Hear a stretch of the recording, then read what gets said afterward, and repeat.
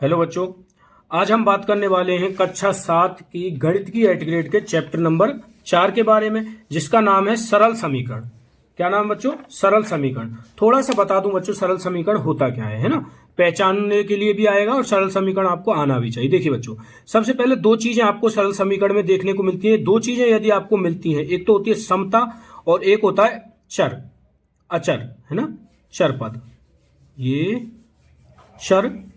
ठीक है, इन दो चीजों को समझ लीजिए बच्चों। समता का मतलब तो होता है बराबर का चिन्ह। कौन सा चिन्ह बच्चों? बराबर का चिन्ह। ठीक है, बराबर का चिन्ह। अब बराबर का चिन्ह तो आपने देखा ही होगा बच्चों, ये वाला चिन्ह आपको दिखाई देना चाहिए। दो शर्तें याद रखना है ना, अगर आपको समीकरण की पहचान करनी है तो दो चीजें याद रखना। एक तो ये बराबर का चिन्ह आपको दिखना चाहिए, दूसरा चर होता है बच्चों, चर होता है कोई भी आपको इंग्लिश का अक्षर दिख जाए, कोई भी आपको इंग्लिश का अक्षर दिख जाए, जैसे एक्स दिख जाए, ए दिख जाए, बी दिख जाए, जेड दिख जाए, कुछ भी दिख जाए, है ना, एक अक्षर कम से कम आपका इंग्लिश का होना चाहिए। तो दो शर्तें याद रखेंगे, एक तो कोई इंग्लिश का अक्षर हो और एक बराबर का चिन्ह हो, तो उसे हम क्या बोल देते हैं बच्चों?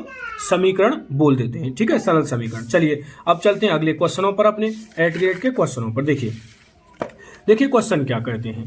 पहला क्वेश्चन है बच्चों आपकी एट ग्रेड का कि एक्स का 3 गुना ये क्या है? एक्स का 3 गुना और 10 का योग। देखो, एक्स का 3 गुना और 10 का योग 13 है। इस कथन के लिए समीकरण क्या होगा? देखो, एक्स का के लिए क्या होता है? गुणा होता है बच्चों, 3 गुना। तो यहां पर एक्स का 3 गुना का मतलब है 3x लिखेंगे हम। क्या लिखेंगे? 3x। ठीक है, एक्स का 3 से गुना होगा 3x, और 10 का योग, योग के लिए प्लस लगाते हैं और 10, यही तो है। एक्स का 3 गुना और 10 का योग क्या है बच्चों? 13 के बराबर है। भाई योग कितना है? 13 है, तो 13 के बराबर है। तो बच्चों इसका समीकरण जो है वो हो जाएगा 3x प्लस 10 बराबर 13। अब इसे समीकरण बोलेंगे, देखो बराबर का चिन्ह भी है और x भी आ रहा है। ठीक है, चलिए अब बात कर लेते हैं बच्चों आगे। देखिए अगला क्वेश्चन है क्वेश्चन नंबर 2। क्वेश्चन नंबर 2 क्या कहता है बच्चों कि संख्या b को 6 से विभाजित करने पर 5 प्राप्त होता है। b को 6 से विभाजित करने पर क्या प्राप्त होता है बच्चों? 5 प्राप्त होता है। तो देखिए कैसे लिखेंगे, b को 6 से विभाजित करने पर, सॉरी ये, हाँ, b को 6 से विभाजित करने पर, अब 6 से विभाजित भी देखो बच्चों, ऐसे भी तो भाग देते हैं कि नहीं देते? ऊपर रख लो जिसमें भाग देना है, नीचे रख लो जिससे भाग देना है ना। तो b में 6 से भाग देने पर क्या प्राप्त होता है बच्चों? 5 प्राप्त होता है, यही तो लिखा है। तो समीकरण क्या होगा? तो बच्चों देखो, 6 का इधर गुणा हो जाएगा, क्रॉस गुणा। ठीक है, तो यहां पर क्या आ जाएगा बच्चों? इंप्लाइज दैट b बराबर, देखो 6 का 5 से गुणा होगा तो 6 पंज 30 आ जाएगा। क्या आ जाएगा बच्चों? 6 पंजे 30 आ जाएगा। ठीक है, तो यहां पर कौन सा ऑप्शन है? देखो ये वाला, ये इन्होंने आगे सॉल्व भी नहीं किया, b/6 बराबर 5 सीधा सीधा लिख दिया है। ठीक है, तो हमारा डी ही ऑप्शन हो जाएगा। चलिए आगे बात कर लेते हैं। अगला क्वेश्चन है बच्चों, समीकरण x प्लस 3 बराबर 0 का हल है। देखो बच्चों, ये समीकरण हमारे पास x प्लस 3 बराबर लिखा हुआ है 0। देखो बच्चों, समीकरण किस तरीके से हल करते हैं समझेंगे कि देखो यहां पर ये बराबर का चिन्ह और बराबर के, एक तो ये वाली साइड हो गई जिसे हम सीधे हाथ की साइड बोल देंगे, और ये हो गई खैरे हाथ की साइड। ठीक है, इस या फिर इसे राइट साइड और इसे लेफ्ट साइड बोल देंगे। अब बच्चों इधर से इधर या इधर से इधर, मतलब लेफ्ट टू राइट या राइट टू लेफ्ट लेते हैं किसी भी संख्या को, तो संख्या यदि प्लस की है तो दूसरी साइड जाके माइनस की हो जाएगी, और यदि माइनस की है तो दूसरी साइड जाके प्लस की हो जाएगी। ठीक है, तो अब इस 3 को मैं इधर से उधर भेजूंगा, इस 3 को इधर से इधर भेजूंगा, तो देखिए क्या लिखूंगा, x बराबर, देखो 0 पहले से लिखा हुआ था, 3 इधर प्लस का है, इधर जाके माइनस का हो जाएगा। ठीक है, -3, तो बराबर 0 में से 3 घटाएंगे तो बच्चों -3 ही तो आएगा। क्या आएगा? -3 आंसर आ जाएगा। ठीक है, तो हमारा बी आंसर हो जाएगा। क्लियर, समझ में आ गया? चलिए अब बात करते हैं बच्चों क्वेश्चन नंबर 4 पर। देखिए क्वेश्चन नंबर 4 क्या कहता है कि निम्नलिखित समीकरण को संतुष्ट करने वाले चर का सही मान चुनें। देखिए, संतुष्ट करने वाले चर का सही मान आपको चुनना है। देखिए चर मतलब एन हो गया, यहां पर मैंने क्या बोला था, कोई भी इंग्लिश का अक्षर आ जाए चर कहलाएगा। ठीक है, चलिए सॉरी, अब इसे सॉल्व कैसे करेंगे? देखिए बच्चों, ये लिखा हुआ है 4n प्लस 17 बराबर 25, ये तो क्वेश्चन है आपका।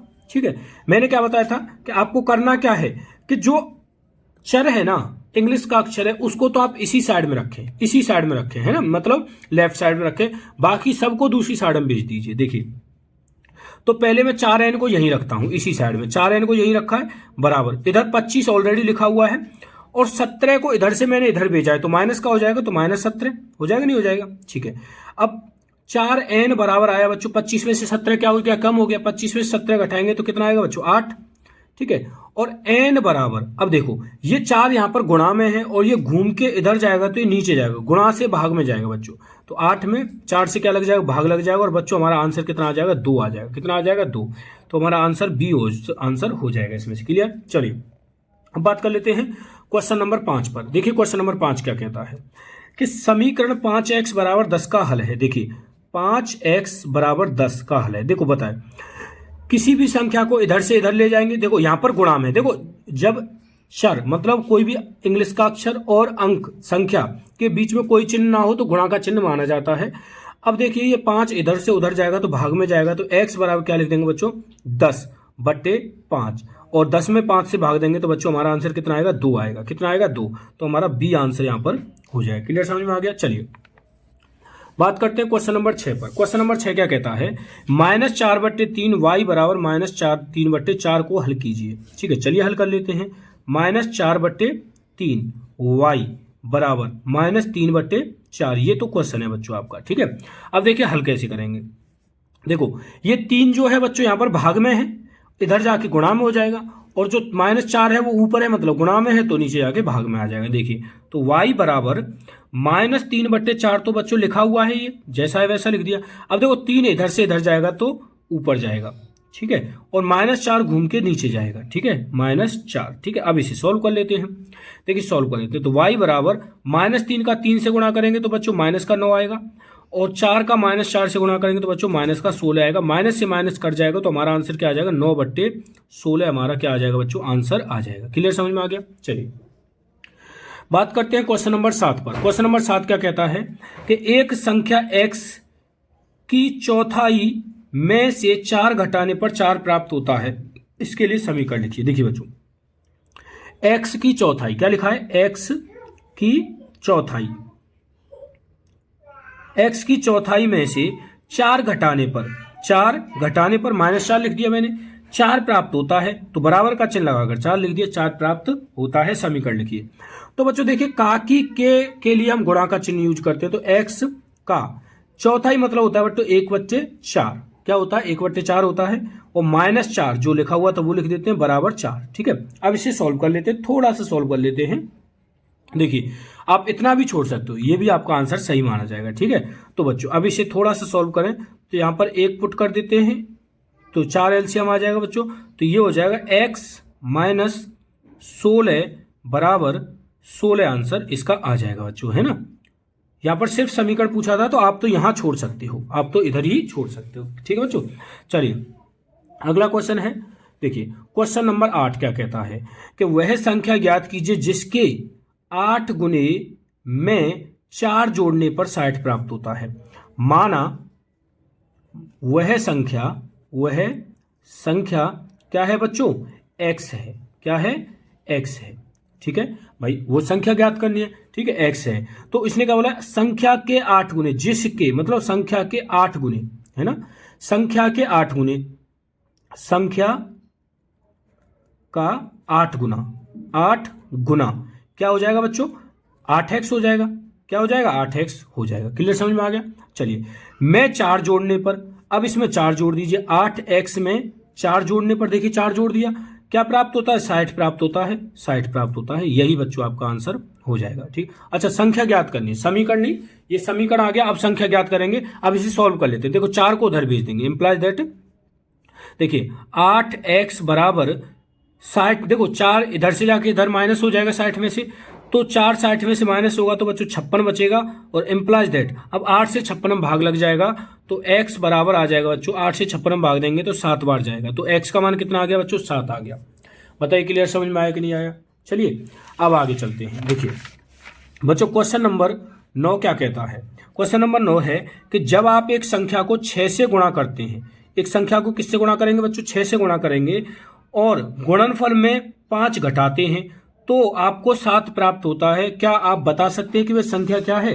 चलिए सर, तो पहले तो मान लेते हैं बच्चों कि माना कि संख्या x है, माना संख्या क्या है बच्चों, x है।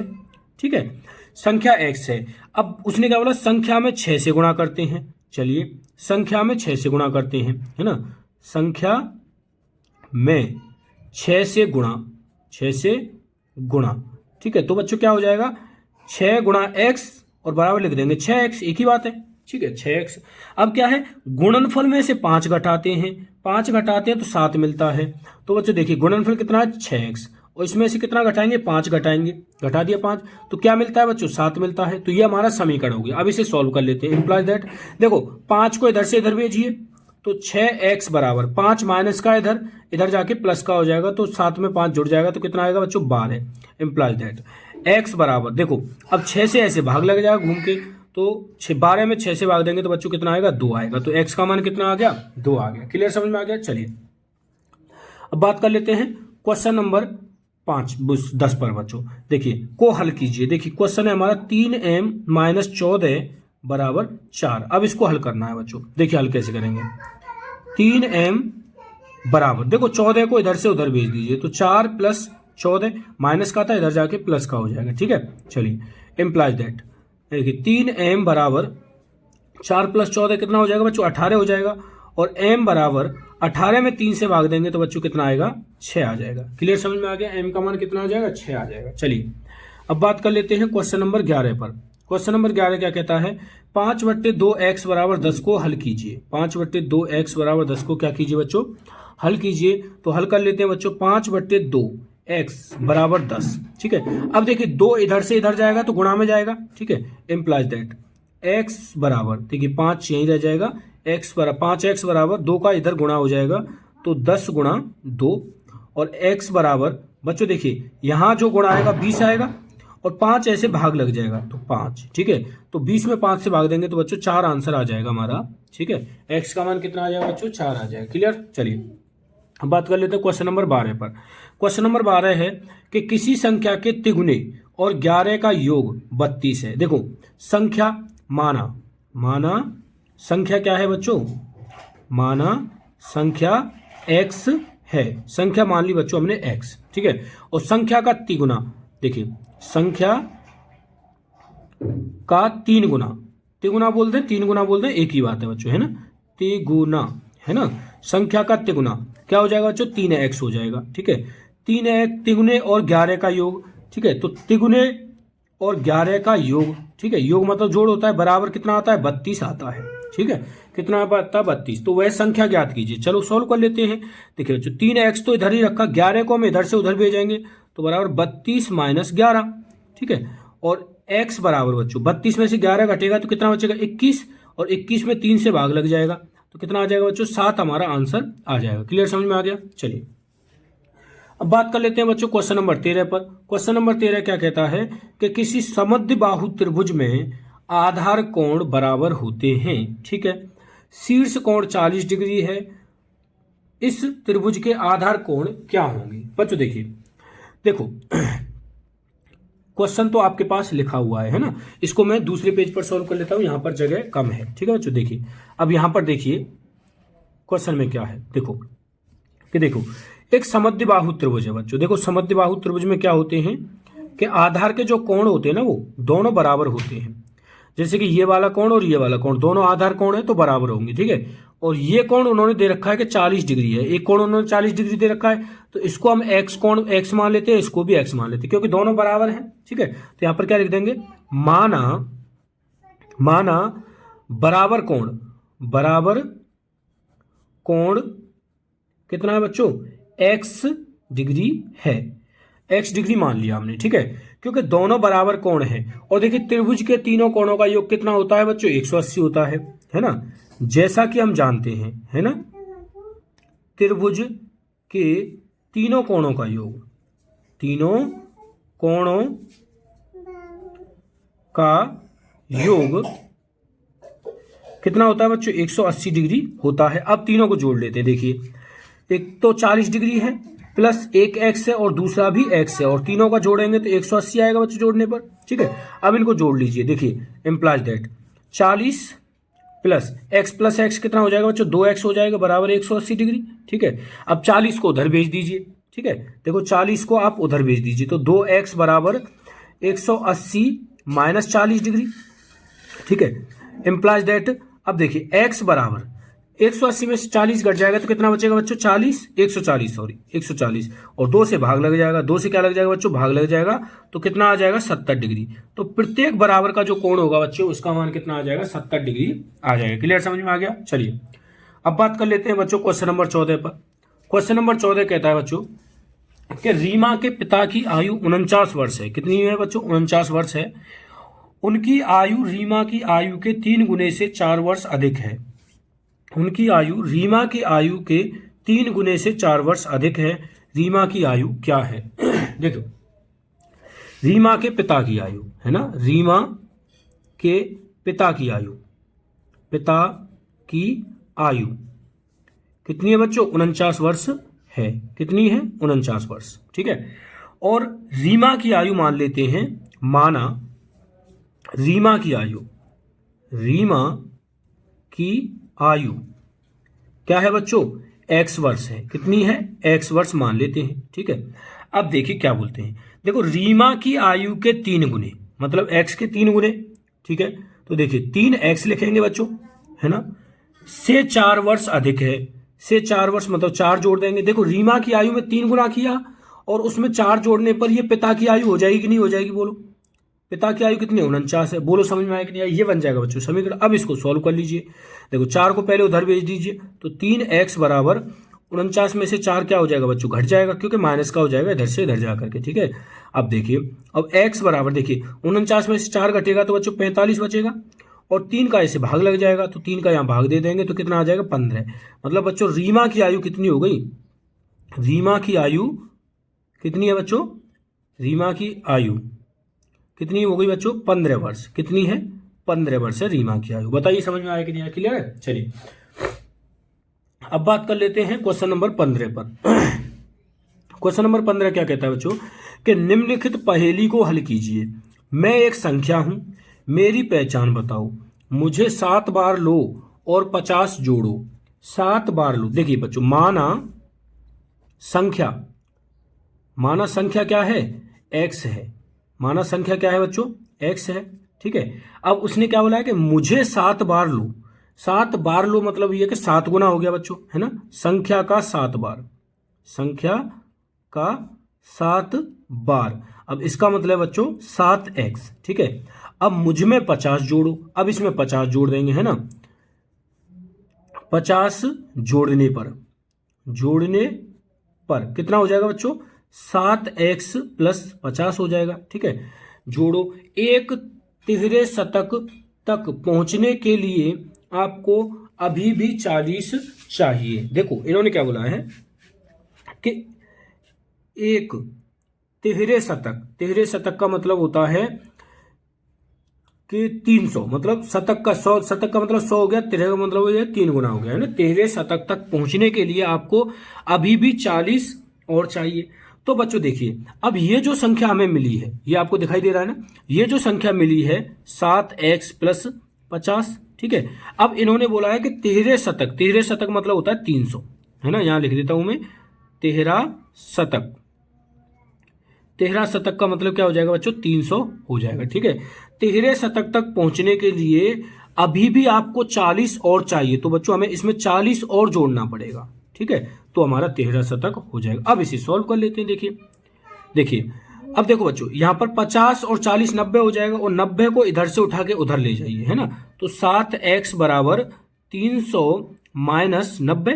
ठीक है, और यहाँ पर 7x बराबर कितना आएगा बच्चों? 300 में से 90 घटेगा तो 210। कितना आएगा? 210। देखिए अब दिख रहा है। ठीक है, 210। और x बराबर कितना आ जाएगा बच्चों? 7 से 210 में भाग लग जाएगा, तो 210/7 बराबर आ जाएगा बच्चों 30। तो बच्चों वह संख्या कितनी है? 30 है। यही हमारा क्या हो जाएगा? आंसर हो जाएगा। हो गई पहेली सोल्व। ठीक है बच्चों, तो आशा करता हूँ अच्छे से समझ में आ रहा होगा बच्चों। पढ़ाई भी आपकी अच्छी चल रही होगी। ठीक है, अगर किसी भी तरह की कोई भी समस्या है तो कमेंट में जरूर लिखें बच्चों। वीडियो पसंद आती तो लाइक करें, दोस्तों के साथ शेयर करें, और चैनल को सब्सक्राइब जरूर कर लें। धन्यवाद।